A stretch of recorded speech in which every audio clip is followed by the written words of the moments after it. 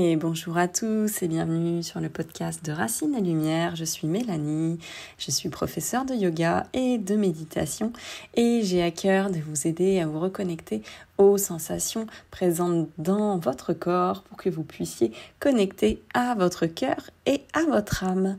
Et aujourd'hui, je souhaitais explorer avec vous la voie de l'intuition parce qu'on parle beaucoup de l'intuition, de cette boussole qui nous guide et qui nous aide à avancer sur notre chemin. Mais derrière l'intuition, on entend beaucoup de choses et surtout, on a parfois beaucoup de mal à s'y connecter.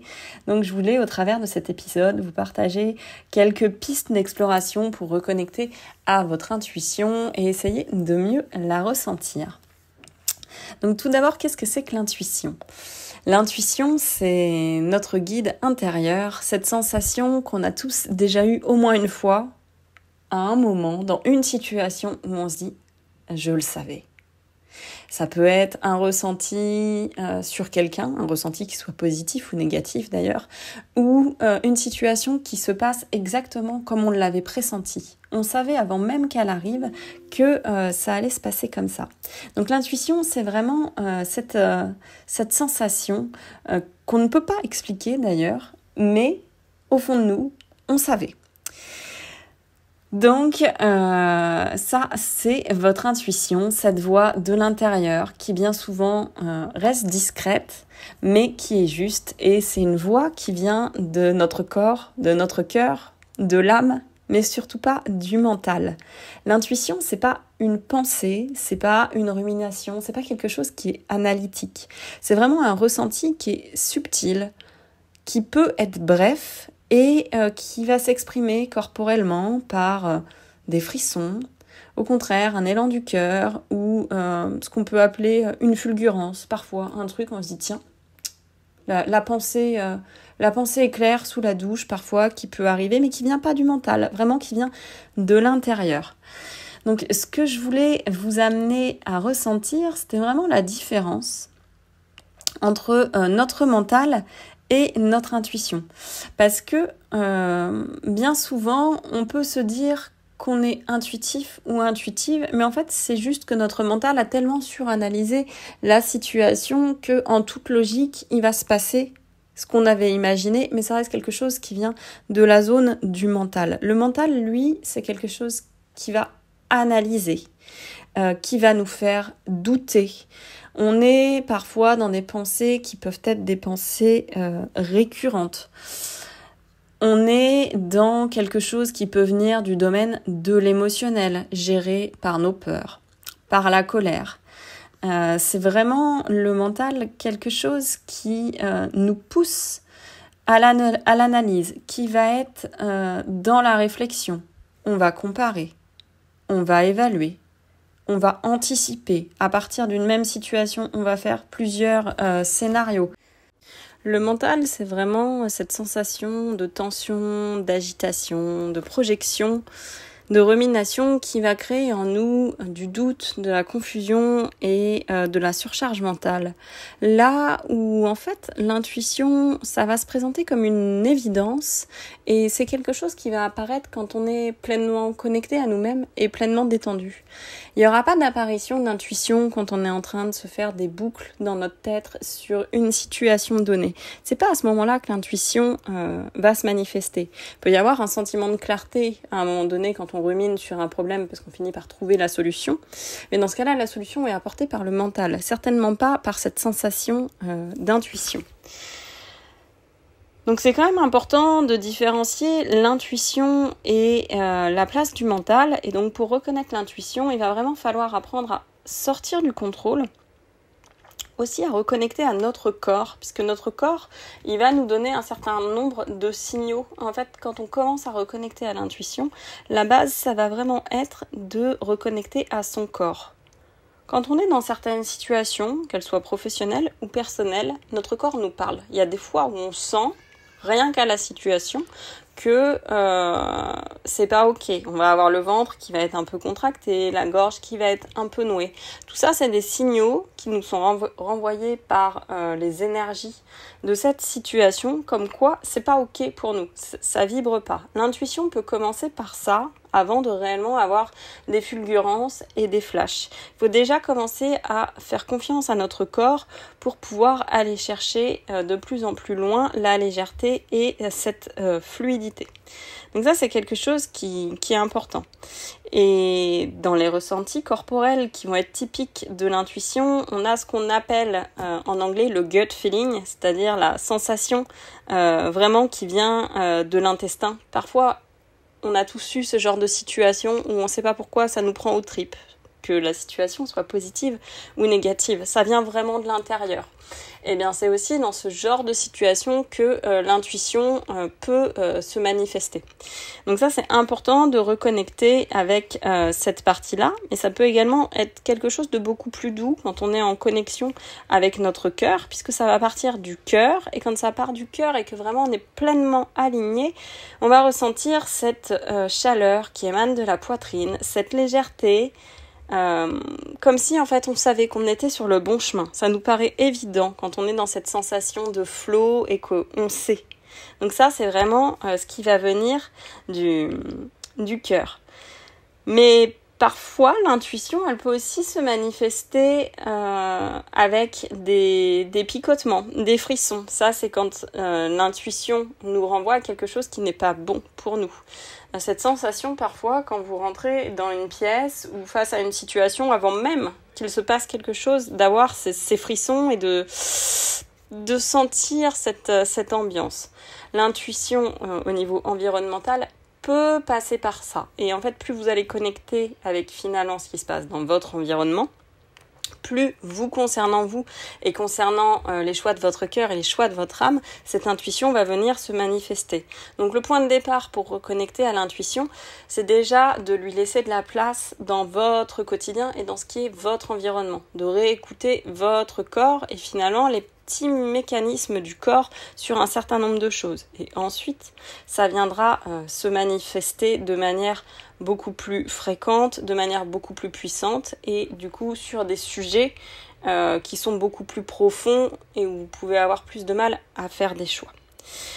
Quand l'intuition apparaît, bien souvent, c'est qu'on a réussi à faire une pause dans notre vie.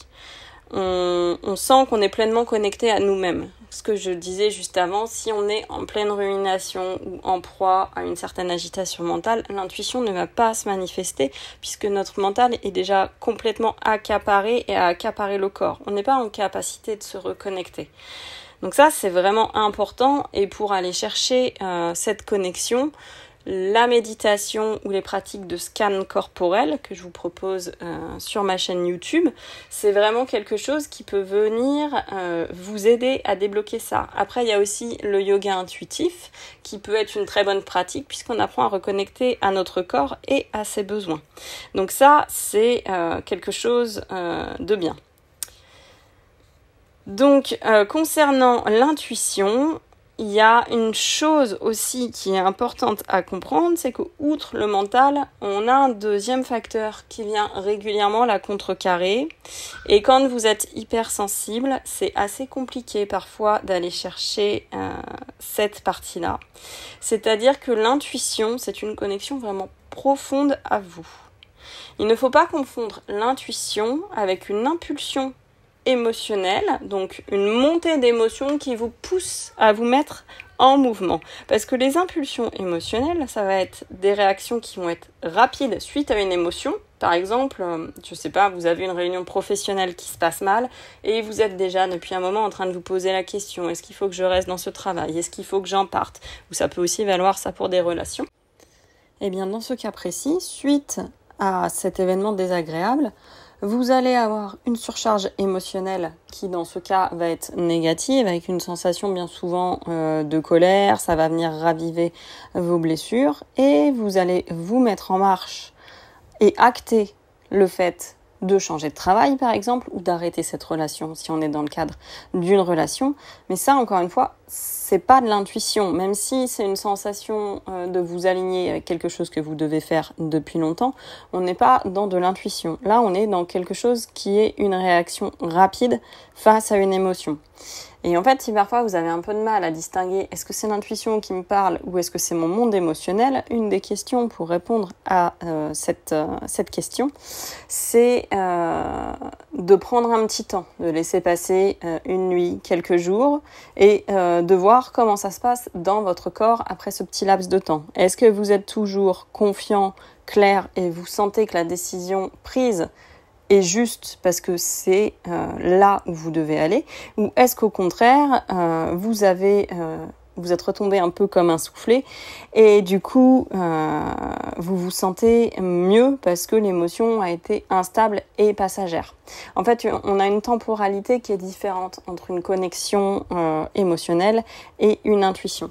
Donc ça, c'est quelque chose qui est quand même assez important à comprendre parce que bien souvent, et quand on est hypersensible encore plus, on peut vraiment avoir du mal à faire la différence. Là, c'est pas du mental, c'est plus qu'en fait, au lieu de parler avec le cœur ou avec l'âme, on va aller parler avec nos blessures parce que la situation qu'on est en train de vivre va venir chercher une blessure qui est souvent une blessure de l'âme, donc assez inconfortable, le rejet, l'injustice, l'humiliation, l'abandon par exemple, ou là où l'intuition, elle, va vraiment venir chercher le corps, le cœur et l'âme. Donc on n'est pas sur la même chose. Et il faut vraiment réussir à sentir si on est sur de la blessure ou si on est dans quelque chose qui vient ou du cœur ou du ventre, le gut feeling dont je parlais juste avant. Ça, c'est quelque chose qui est assez important. Donc, si vous avez l'impression qu'on est dans le cadre d'une impulsion, aussi venir se poser la question, est-ce que ce que je ressens, ça vient d'un espace qui est un espace calme, ou au contraire, est-ce que vous êtes en train de réagir parce que vous êtes dans le cadre d'un espace réactif? Parce qu'encore une fois, l'intuition, elle va agir dans le calme. De la même manière, pour savoir si c'est émotionnel, une des questions à se poser, ça veut être est-ce que vous sentez l'obligation de réagir maintenant? Vite, il faut que je le fasse, il faut que je me sorte de là. Ça, c'est pas de l'intuition, ça c'est vraiment l'émotionnel qui va réagir. Donc voilà, ça vous fait 3 points pour ressentir si on est dans quelque chose qui est plutôt émotionnel. Donc, est-ce que ça vient d'un espace calme? Que va-t-il se passer si je n'agis pas maintenant? Et enfin, est-ce que le ressenti va rester stable? Et en fonction d'eux, vous saurez si c'est émotionnel ou au contraire si c'est intuitif. Donc sur cette partie-là, bien distinguer l'émotion et du mental qui du coup va être de la rumination, du doute, de la surcharge et de l'émotionnel. Il y a d'ailleurs plusieurs émotions qui peuvent venir chercher notre intuition ou au contraire venir l'étouffer. Donc dans les émotions qui sont les plus compliquées à gérer au niveau intuitif, c'est la peur qui va être la plus obstructive. La peur, elle va vraiment contracter notre corps, elle va rétrécir notre champ de conscience. On va être dans quelque chose qui va nous figer. Donc quand on est figé et qu'on est dans une peur qui vient chercher une blessure assez profonde, là l'intuition elle va clairement pas s'ouvrir parce que le but du corps ça va être d'aller chercher cette sécurité intérieure. Donc vraiment pour aller chercher l'intuition, la première des choses c'est d'aller travailler sur vos peurs et sur les blocages, les blessures qui sont liées à votre, bien souvent, passé, ou ça peut être héréditaire. Ça, ce sera le sujet d'un autre podcast. Mais pour aller chercher l'intuition, il faut qu'on se sente en sécurité. Encore une fois, cette notion d'espace calme.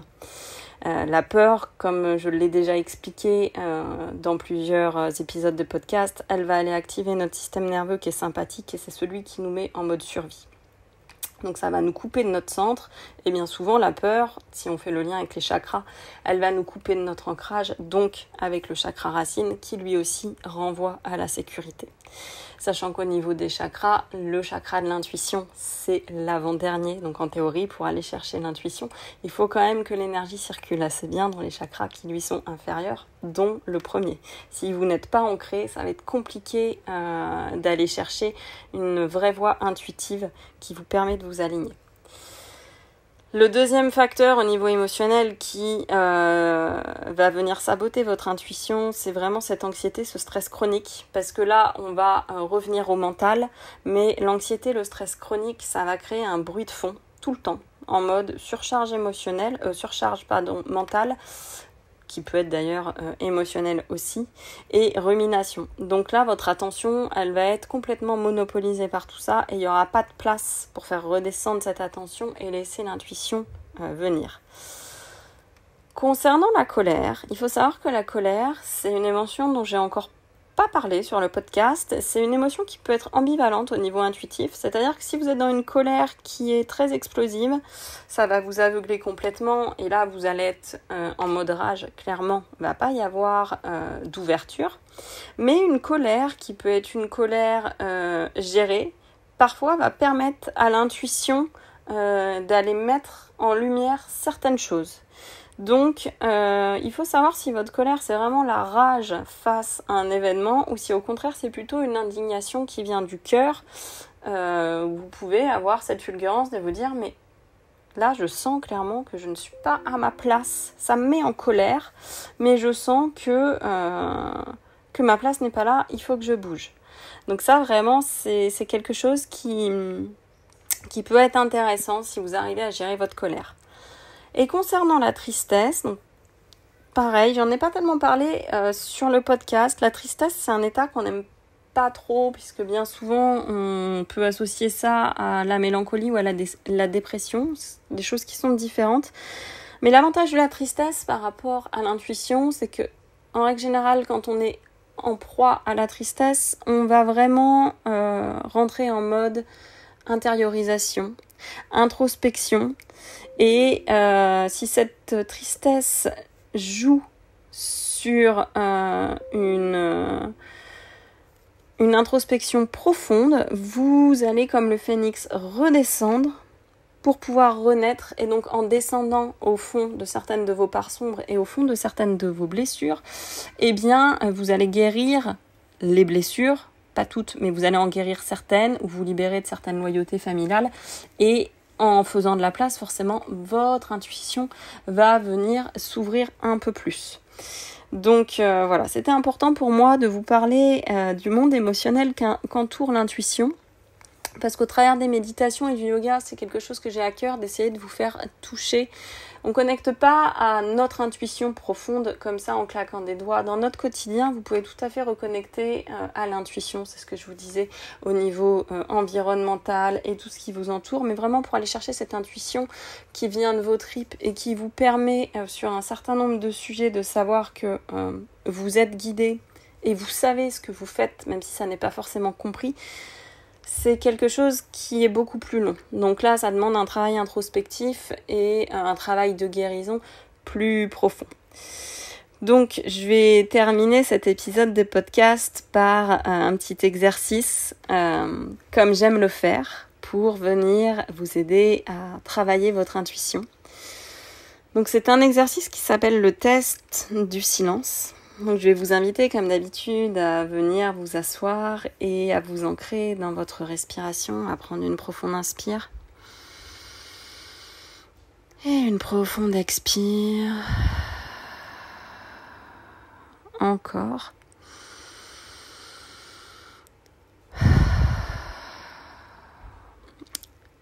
Et tranquillement, ressentez ce qui se passe dans votre corps. Est-ce que votre corps est déjà tendu à certains endroits ou est-ce que vous sentez qu'il y a de l'espace pour accueillir votre demande? C'est la première des choses. Puis si vous sentez que c'est ok, qu'il y a suffisamment d'espace, que vous êtes bien, vous allez penser à votre situation ou à la décision que vous devez prendre actuellement. Et simplement en y pensant et en pensant à un choix, ressentir. Est-ce que votre cœur se ferme ou s'ouvre ? Est-ce que votre ventre est plutôt contracté ? Et comment ça se passe dans votre tête ?